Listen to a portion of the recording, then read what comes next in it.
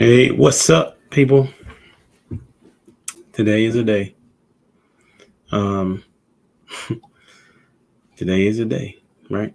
So, I just wanted to talk to people, I guess, or just share what's on my mind. Um, Hoping that it will help somebody, um, and hopefully it helped me too. If you know me, then you know I like to communicate. I like to talk. I like to get clarity, closure, if that's even a thing at times. Um, didn't really have anything planned. The one thing that I found myself experiencing today is a heavy dose of grief today. Um, and this wave is it's kind of lingering since I'm a little tired today. Went to bed a little late. Um, but that happens from time to time. But the title, as you see, my grief is different from yours. Uh, what got me to thinking about that is that as I've talked to people that have experienced loss uh, and people that have not experienced loss, there is a disconnect. What I mean by that is that people think that they know how somebody else is supposed to respond, or how somebody else is supposed to move when in their grief. And I was a victim of that. You know, when someone lost someone that I knew, you know, I for whatever reason, I have no idea why I had an expectation of how they should deal with the loss of their that person. I guess I had to understand so to make me feel better. I guess. But why did I need to feel better about how they were grieving? You know, um, I don't. No one has to understand why you grieve, or how you grieve, or how long you grieve, or how long you don't grieve, or what grief looks like. Like it's everybody has a different journey. As long as you're not, or I'm not hurting somebody or myself, um, then for the most part it should be okay. Um, like for example, uh, people are surprised that or excited or appreciative. It all depends on what category you're in. That I would be able to maneuver um, through losing Jenny. You know, um, no doubt about it. She was my rock. Other than Christ, she was the energy that compelled me to move throughout the course of the day. Like when I knew that she was here, I was very at ease and at peace and comfortable in how I was moving and how I was operating, and my passion of real estate, or even when I was teaching, my passion in teaching. She was that encouragement. She was the individual that I could run a thought past. I could talk to her about it, and we could go in my direction. Or if she gave me something that made more sense, then I said, okay, that makes sense. Let's move in that way. Well, I don't have that anymore, you know. And just know, for those that are grieving, just know that in the beginning, people are going to you know flood your phones, emails, text messages, and but that's going to go away, right? Because people have lives, right? People have lives that they have to continue on, and sometimes you may or may not be a part of that day, right? And you have to be okay with that. I have to be okay with that, and I am. I've become okay with that. Um, you should not, as a grieving person, you shouldn't have any expectations of other people, right? Just like they shouldn't have expectations of you. Um, in your grief. People are people. Every relationship with a person is different. So that relationship that you had before is probably going to be the same later. You know, if they called you once a week, then that's probably what it's going to go back to, because that's going to be a sense of normalcy for them. But also at the same time, people have a hard time trying to have a conversation with someone that is grieving or that has lost, that's lost somebody significantly. So everybody's grief is different, and then as it relates to how you may be raising your kids, how you may be seeking another job choice, or moving, or staying at the same church, or moving to a different church, wanting to explore another relationship, or whether it's whatever, um, people need to know on both sides of the coin. People need to understand that because the grief is different, because of the relationship you had with the person that you lost, based on your relationship with Christ or not a relationship with Christ, the makeup of who you are as an individual, all of these things are different. And because these things are different, then people, that the person that is grieving is going to just move at a different pace, right? Like for me, I feel my heart wanting to love again. I feel that, on a regular basis. And one of the things that was challenging for me is, what would everybody else think? And that's what for a person that really and typically doesn't care about what people think about him. As long as if I'm repping Christ, I really don't care how you think about me. I do care how you see me in relation to the scriptures. And if I'm doing something out of line, then I need to be called to the carpet. But if I'm doing something that is that makes me feel better, or I feel led to do, you can have your opinion, you can have your issues, but just know that they're yours. They're not mine. I don't say that to be like rude or mean or anything like that. I'm saying that I know for me, when I saw someone that had lost a spouse, I was like, okay, well, this is a timeline that this should happen, X, Y, and Z. I have no clue why I would think like that, but that's how I was thinking. And so because they were not moving at the pace, or they were moving at the pace, I felt as if I felt pretty entitled to make a response to them, and not even oftentimes directly to them, when I should have just asked a question. I'm like, how were you able to move forward? And I didn't ask that question until after Jen passed. Like, how were you able to move forward? Some people will stay a little longer well, let me put it like this. Everybody will, you will always be grieving. From what I've been told and what I've experienced. I mean, for the past month, man, I've had for the most parts, I've been at an 8. One day I was at a 10. That was crazy, right? It was just a really, really good day for me. Then today I'm like at a 3 or a 4.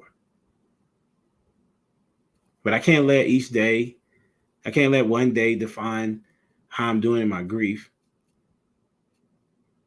I just have to take it every day, one day at a time. Every day, one day at a time. I got to make sure that, I'm here for my kids, that that they see me grieve, but at the same time, they see me trying to, they see me trying to move forward. I was asking them about, and I just want to, I just like being honest with people. especially when you're looking at a significant loss such as what I had, and everybody's different, right? I asked them, you know, how do you feel about having a daddy dating? Like, how do you feel about that?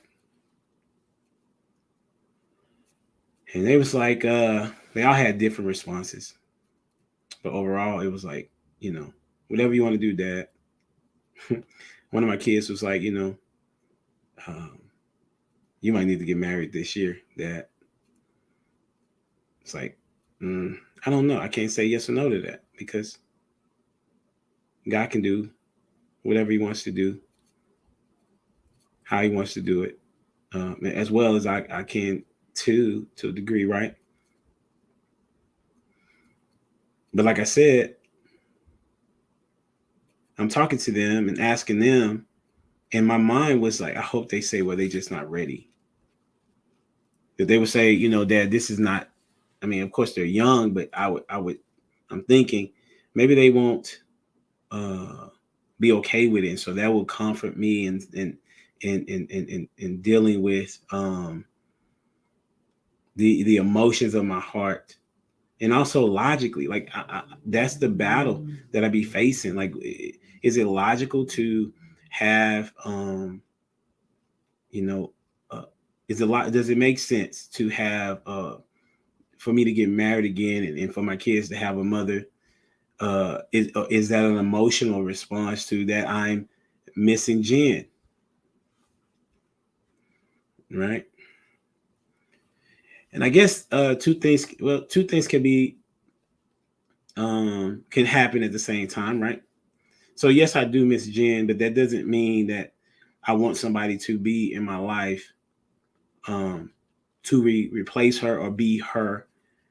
I guess those are the same things, or to just be a mother to my kids, right? Um, I just don't want to. I just don't. What has happened is that I've cared too much about um, what the outside world may say, and that's put a lot of pressure on me. But I caused that pressure myself because at the end of the day, it's my life. It's your life. What you do with your life is what you do with your life, and you have to answer to the Creator for what it is that you did with your life in the time that He gave you. So this journey is one in which uh, I still have to. I don't have to, but I choose to uh, lean on Him, lean on Christ for my sanity, for my answers, for my comfort.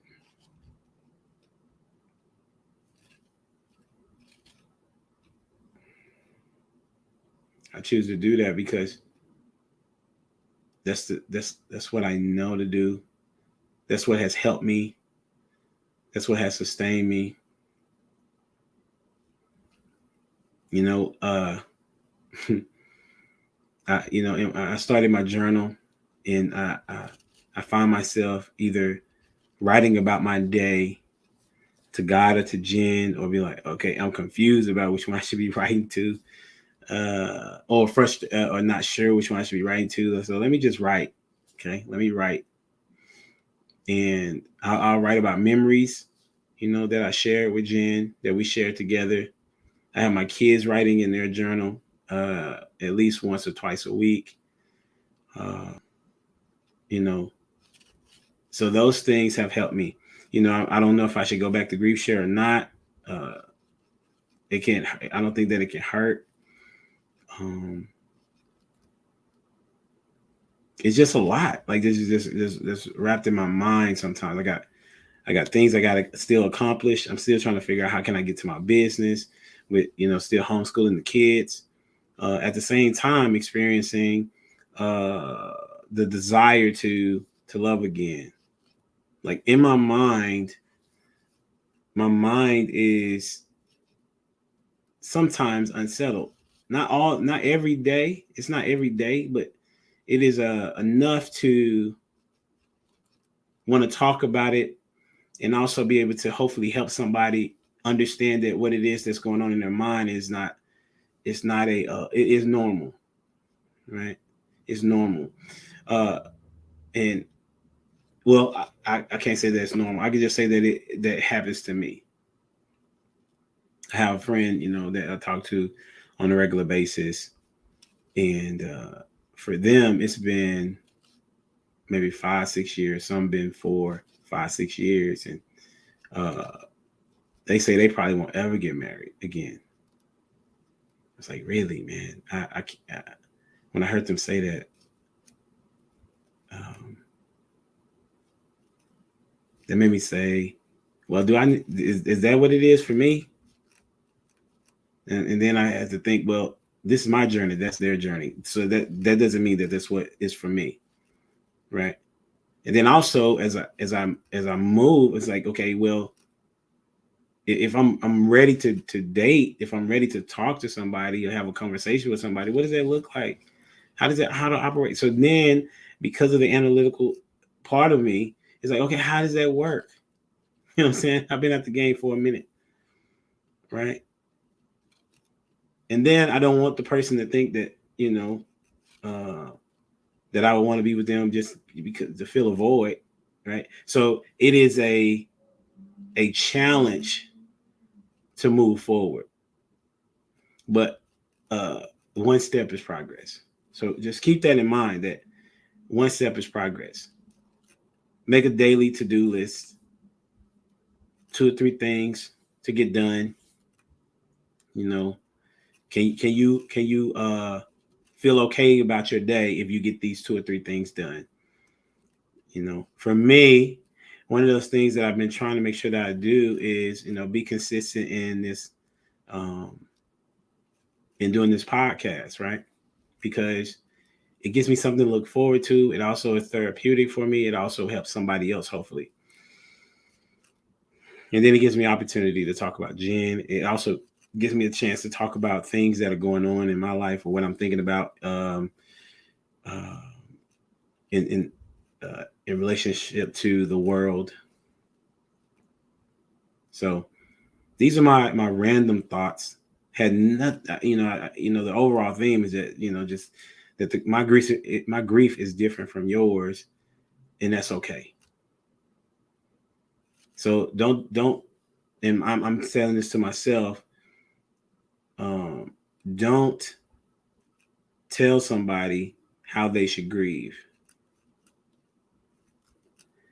Accept how they're grieving.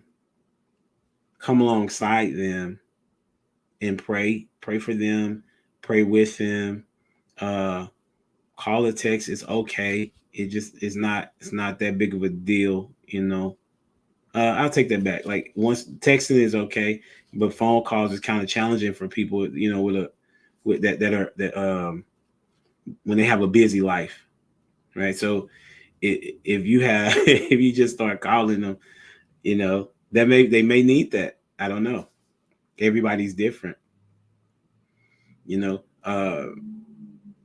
And then for those that are grieving, you definitely can reach out to people and tell them what it is that you need, because they don't know what you need until you tell them. Like for me, I needed help with my kids, and I just text, about 4 or 5 people. And I said, listen, this is what I got to do. Can y'all help me? And the Lord sent, one of them to be able to say, yes, I can help out, So, it is important to be open and honest about your emotions, because it helps. I think it helps a lot. And if you need my help, if you have questions for me, you can always hit me up, on social media, or email. Social media, on Instagram is Humble Dad Legacy. You have and on Facebook, Humble Dad. And then my email is humbledad78@gmail.com. Uh, it's a gift and a curse. The gift is I know that Christ loves me through any and every circumstance of my life. The curse is that my wife is not here. Right? That's how I feel. You know what I'm saying? At this moment, that's how I feel. And feelings are not always facts. Feelings are not most of the time. Most of the time, feelings are not facts. So, with that being said, I got positive things going on. Positive things going on. I'll be graduating with my dissertation, with my doctorate degree, sometime in May, more than likely in May. I'm on the Lapeef Network. That was me and Jen's favorite podcast. Same podcast that we listened to the day that she died.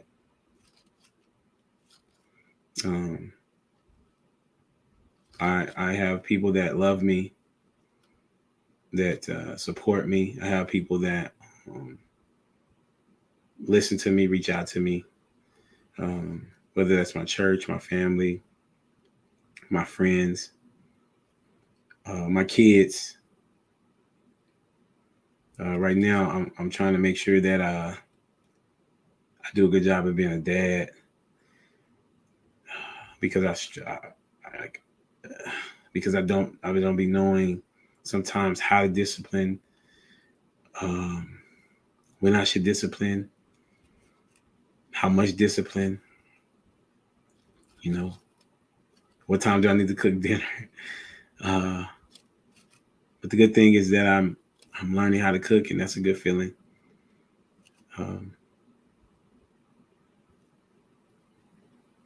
My kids are my everything. Jesus is my everything, and my kids are my everything.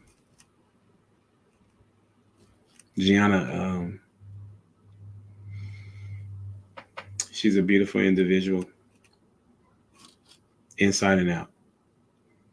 Just like all kids, they have their flaws. But you're talking about a champion-like spirit.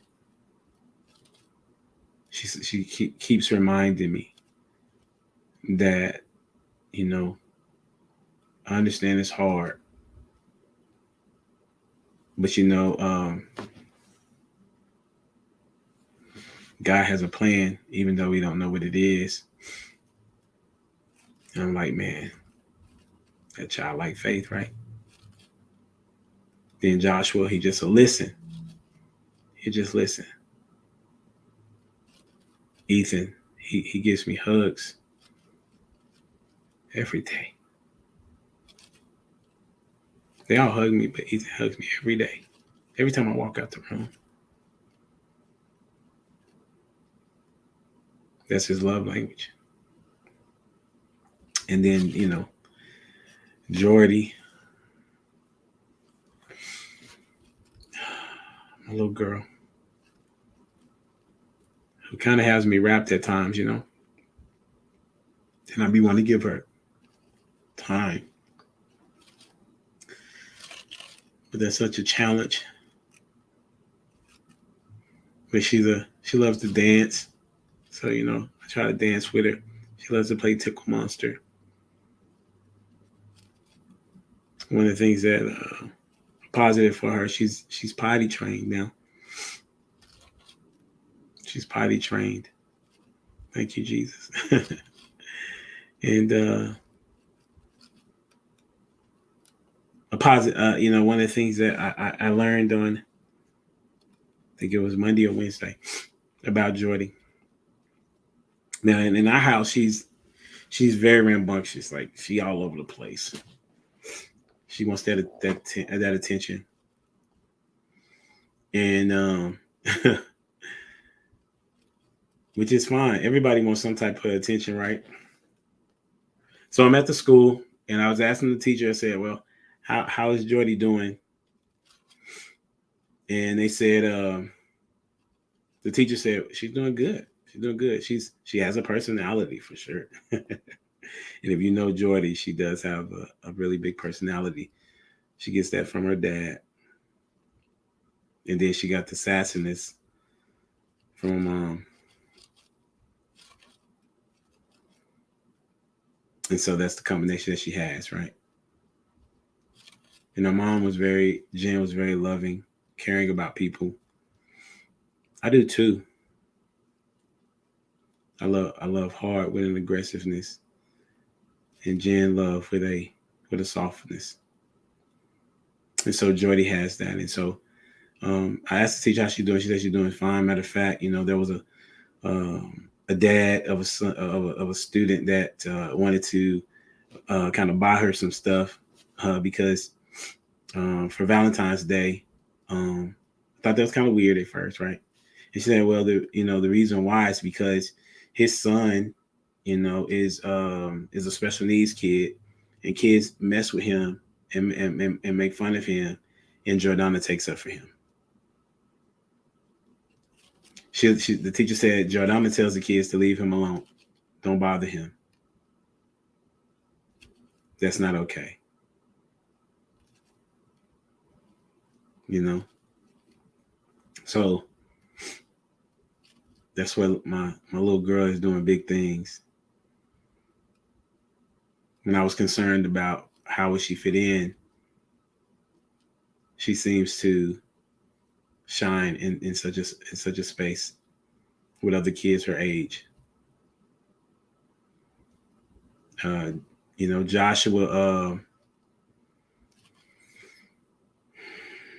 is playing basketball, getting better. You know, I don't think that it's necessarily his sport, but if he wanted to be, he could be. You know, doing well at math. Um, he's a B student. He be making like these small little errors that stop him from being that A student. But he's consistent though, and he works hard. Ethan the same. Ethan is he wants to be a scientist. He loves science. He said he loves science because mom would show him things. Uh, Wednesday, went to the Perot Museum and then stopped by a friend's salon, and I went away that I never went before. Went away I never went before, and if you're in Dallas, it's going towards Love Field, and we came across and we saw the Tesla shop on the left and on the right, and I'm about to turn left to get to the destination on my way home. Uh, Ethan said, "Mommy always said that we would see one," or Joshua was one of the two. Jordana was at school and Gianna was on a field trip. And so in that moment, I was like, okay, I'm gonna have to make this turn so we can go ahead and go in here. I want this to be an opportunity for them to experience something that their mom had told them that they would, not knowing it would be without her, right? And the crazy thing is, I've been over here several times to take my mom to the airport or pick her up, or to take Jen to the airport and pick her up. Didn't know that the Tesla shop was right behind the Chick-fil-A and Jack in the Box. But this one day, which was Wednesday, I take a direction I've never taken before, and I come up on the backside of the Tesla shop. We get out. Ethan is geeking.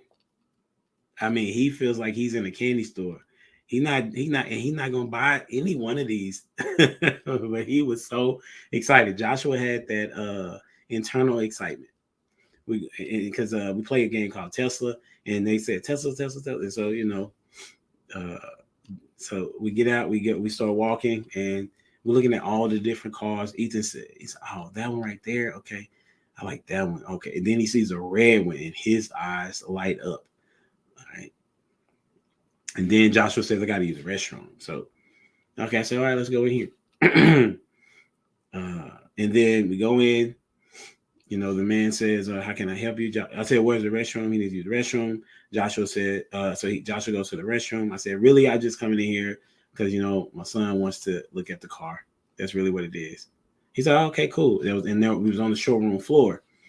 And he says, well, yeah, you can go ahead and look in. You know, you can sit in or whatever and look at it. Oh, man. Ethan, oh, man. Ethan he got even more excited than he was before.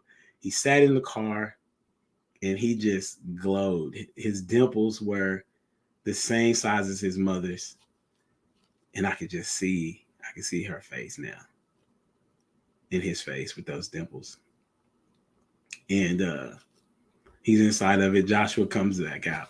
And he's trying to get inside the car. And he does, and he's sitting and he's admiring, and they're just going around the car and looking. It was just a good moment. Didn't cost anything, would cost everything. Well, it didn't cost anything, but it was priceless.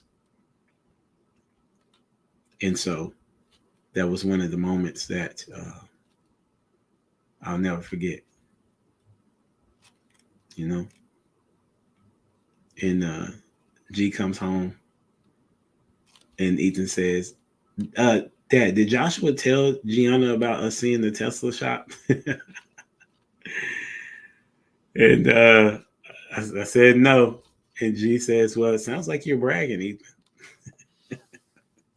He said, I'm not bragging. I'm just telling you that we saw it. And G's like, I just said, well, you wanted to go on the field trip. But she didn't know we was going to see the Tesla shop. She just knew that we were going to the Parole Museum, which she's been, I don't know, 10, 12, 15 times. I don't know. So, you know, it is what it is, right? So what I've been doing is just trying to make every day a moment that I don't regret. And one of those things that will help that if I go to sleep on time, which is a challenge, but you know, it's a part of the journey. I thank God for being who He is. Thank God for technology, for me to be able to do this and to talk to you. You know, so that's all I got. But if you know of anybody that would benefit from this, please. I know most of y'all on Facebook, but if you could go on, you know, on YouTube and like this video and share it from there, that would be helpful because I'm eventually going to be off of Facebook. I'm trying to transition to YouTube to build the content and help other people, whether it's those that grieve, whether it's dads, you know, whether it's people in relationships, whatever the case may be. You know, that's where I'm gonna be. And then also, I'm working on Humble Dad Workshop, and also working on the new website. It looks good, y'all. You know, it looks good. So be looking out. There are things in the, you know, that God is doing that I did not foresee. Excuse me. You know, so I'm a loss for words. But thank you for tuning in. I'll be praying for you as you pray for me.